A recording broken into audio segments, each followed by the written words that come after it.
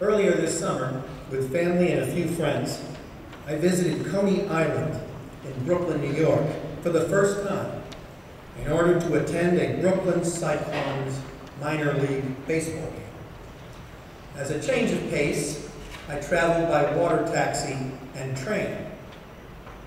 Walking from the station to the ballpark required me to pass the amusement park, where we stopped for a few minutes, allegedly to watch younger people enjoy the thrill of riding one of the oldest roller coaster rides in the country, called the Cyclone. They were having so much fun, spiraling down the steepest hill and throwing their arms in the air, something like this. Not surprisingly, for a man of my advanced age, I had not ridden a roller coaster since I joined petty students on the Nitro at Six Flags during their senior skip day 8 years ago. Though I did not let on to my students at the time, I vowed, after being violently tossed about during that 2 minutes of excitement, that Nitro was my last roller coaster ride. I was too old for that. Time had passed me by. But under considerable peer pressure from a couple of younger brothers, I broke my vow on Coney Island. I wanted to throw my arms up in the air in the worst possible way. While riding the Cyclone that night, I was struck as much by the ride up the steepest hill as I was the ride down. On the way up, I recall that my senses were acute. I recall the speed. It was painfully slow. So slow that I had a lot of time to think. I recall the sounds, the loud click of gears and the sharp cracks and creaks that reminded me that the roller coaster was made by human hands and human beings do make mistakes.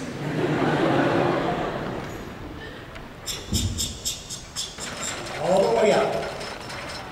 I recall the sights of my brothers below and the sunset, the ballpark, and Long Island Sound. Recognizing the ride up as a necessary evil to ride down, I enjoyed it nonetheless. The ride uphill was necessary because it did wonders for generating that sense of anticipation on our part that preceded those exhilarating few seconds in which all of us spiraled down. I remember that contrast vividly. Alas, I spiraled down the steep hill with eyes closed, in the midst of the shrieks and screeches of fellow passengers. About halfway down, slowly, I even mustered the courage to open my eyes and raise my arms ever so slightly. Something like this. It was fun. Walking to the ballpark, I was struck, believe it or not, by the way in which my coaster ride reminded me of you and your return to school. You too have another fresh start. You are back on the petty roller coaster. You have returned a little smarter, athletic, musical, artistic, and/or mature. You wish to achieve for yourself that same feeling of accomplishment and exhilaration that characterized my ride down. You wish to earn A's, start for the team, win a championship, sing or play a solo, be named the lead in the play, publish your stories or poems, or show your photographs and paintings. You wish to be accepted at that college considered by many a reach.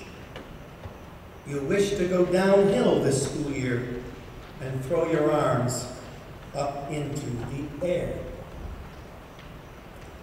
Even even with all the love and support of your families, your mentors behind me, and your friends next to you, I can promise that you will not throw your arms in the air this year without that same vivid contrast, that uphill that I referred to earlier.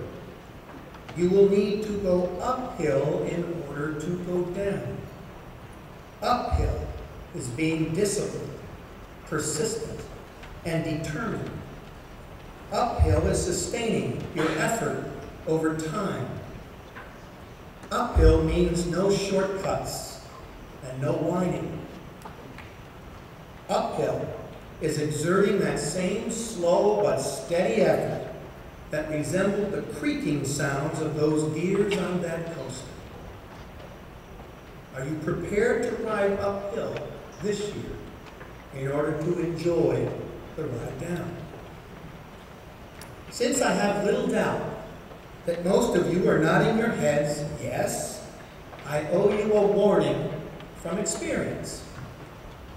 There is one major difference between my roller coaster ride and your ability to achieve your dreams this year.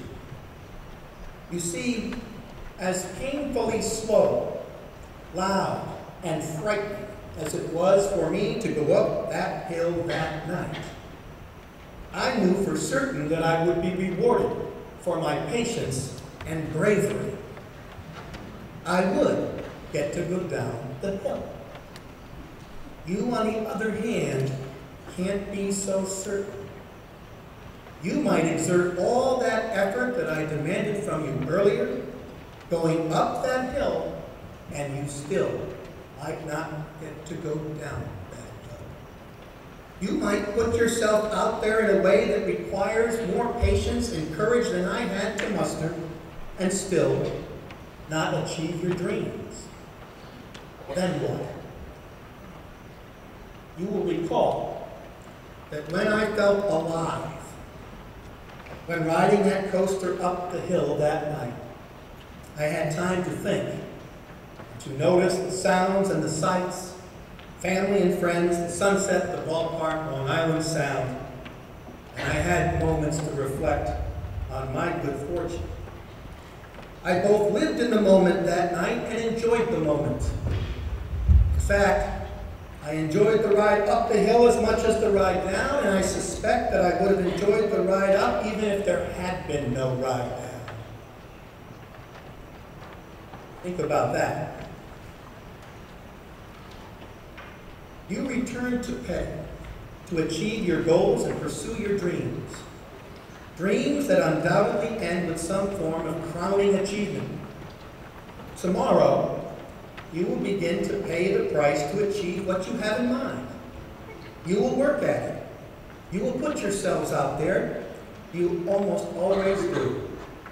Most of you will, in fact, achieve what you have in mind, and you will spiral down that hill. You will experience the thrill of a crowning achievement of one kind or another. Some of you will not achieve your dreams, at least not this year. But whether or not you achieve them, I know that you'll be a stronger person and your life richer for having tried. You will be better prepared for all things that come your way this year and in the future. You will benefit from this experience even more if you find the time and ways to enjoy the journey, the ride up. Crowning achievements last just a few moments. What you learn from your journey will last a lifetime. Starting tomorrow, don't be afraid. Go for it, but enjoy. See the virtue in the process, too. You won't get a second chance to enjoy this particular journey again. Good luck this year.